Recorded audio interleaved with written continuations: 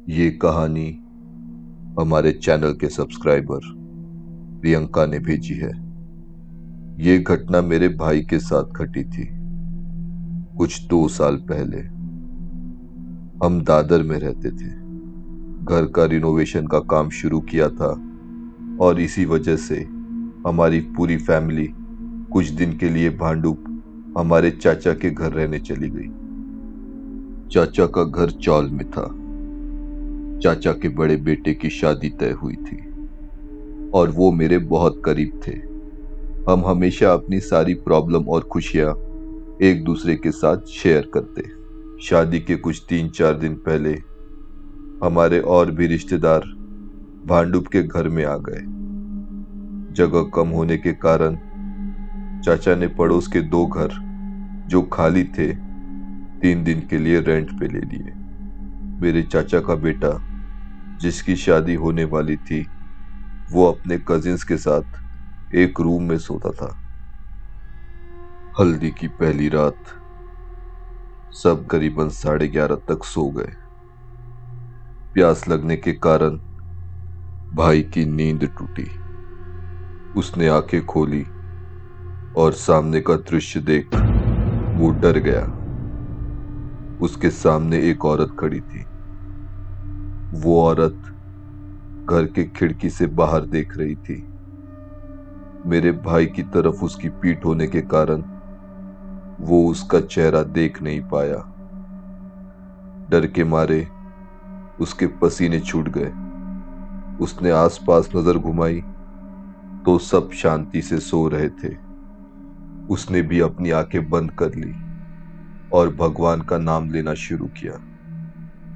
थोड़ी देर बाद हिम्मत कर उसने फिर अपनी आंखें धीरे धीरे खोली, पर अब वो औरत वहां नहीं थी। भाई ने राहत की सांस ली। कौन थी वो? रूम में कैसे आई? उस औरत को देख भाई बहुत डर गया था। उसने अपने बगल में सोए हुए भाइयों को उठाने की कोशिश की, पर सब बहुत गहरी नींद में सो रहे थे। भाई ने भी सोने की कोशिश की, पर वो उस रात सो नहीं पाया। दूसरे दिन घर में हल्दी का कार्यक्रम था, पर भाई अब भी उस रात वाली बात को सोच सदमे में था।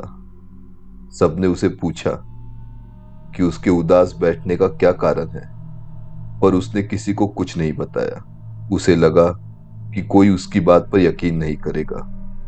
भाई को छोड़ सब ने हल्दी का बहुत आनंद उठाया और सब 1:30 बजे तक सो गए। भाई भी बहुत थक गया था। बिस्तर पे गिरते ही उसकी नींद लग गई।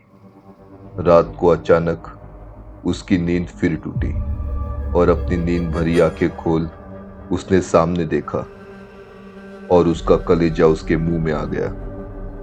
वो औरत जो उसे कल रात रूम में खड़ी दिखाई दी थी, वो अभी उसके बिस्तर के पास बैठे उसे एकटक देख रही थी। बहुत डरावनी थी वो। बिखरे बाल, सड़े दांत, डरावनी आंखें। उसके गले पे काला निशान था, जैसे किसी ने जोर से उसके गले को रस्सी से बांधा हो। भाई की जान हलक में आ गई थी। वो चिल्लाने की कोशिश कर रहा था, पर मानो उसकी आवाज किसी के कान तक पहुंच ही नहीं रही हो। वो बिल्कुल हिल नहीं पा रहा था।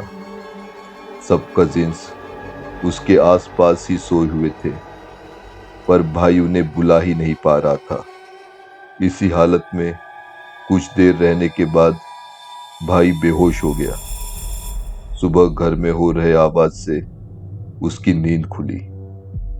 वो झट से उठ यहां वहां देखने लगा।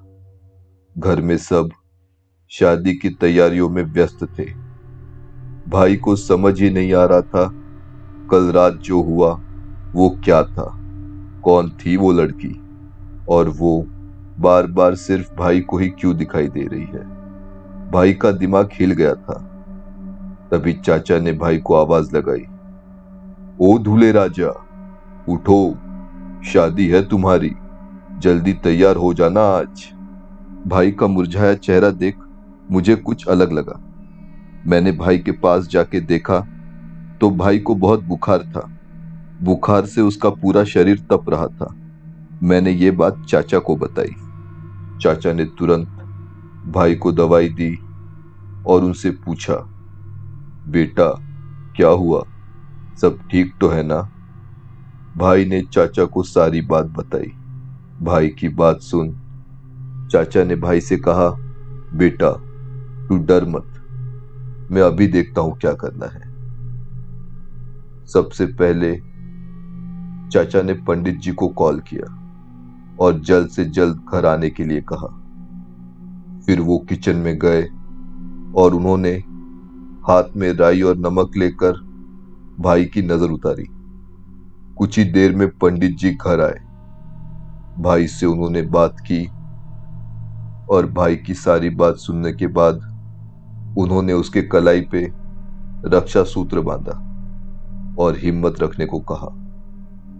पंडित जी ने मेरे चाचा को आके कहा, जरूर इस घर में कुछ बुरा हुआ है और उसी वजह से वो औरत भाई को दिखाई दे रही है। चाचा ने कहा, वो घर तो बस उन्होंने 3 दिन के लिए लिया है।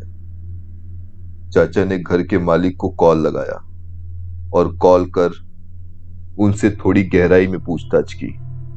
पहले तो मालिक ने सच्चाई बताने को आनाकानी की, पर फिर घर के मालिक ने जो चाचा को बताया उससे सारी गुत्थियां सुलझ गई। मालिक ने कहा, कुछ साल पहले उसने वो घर एक परिवार को रेंट पे दिया था। उनकी बड़ी बेटी की शादी तय हुई थी, पर शादी के कुछ ही दिन पहले दहेज के विवादों के कारण शादी टूट गई। इसका उस लड़की को गहरा सदमा लगा और उसने इसी घर में फांसी लगा ली। मालिक से सारी कहानी सुनने के बाद चाचा चाची ने उस घर को तुरंत खाली कर दिया और उस घर को बंद कर सबको उस घर के आसपास जाने से भी मना कर दिया। भाई की शादी अच्छे से हो गई। सबको लगा कि अब सब कुछ ठीक हो गया, पर सिर्फ मुझे पता है, क्योंकि भाई ने ये बात सिर्फ मुझे बताई है और हमने इससे छुटकारा पाने के लिए 2 साल में सारे प्रयास किए, पर वो औरत आज भी भाई को दिखाई देती है। जब भी भाई अपने आप को आईने में देखता है तो वो औरत भाई को उसके कंधों पे बैठी दिखाई देती है।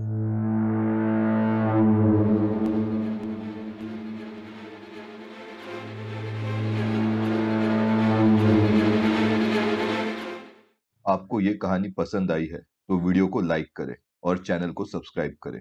आपको हमारे नए वीडियो के नोटिफिकेशन मिलते रहे, इसलिए बेल आइकन को क्लिक करें। अगर आपके पास ऐसी कोई कहानी है तो डिस्क्रिप्शन पे दिए ईमेल आईडी पर हमें मेल भेजें।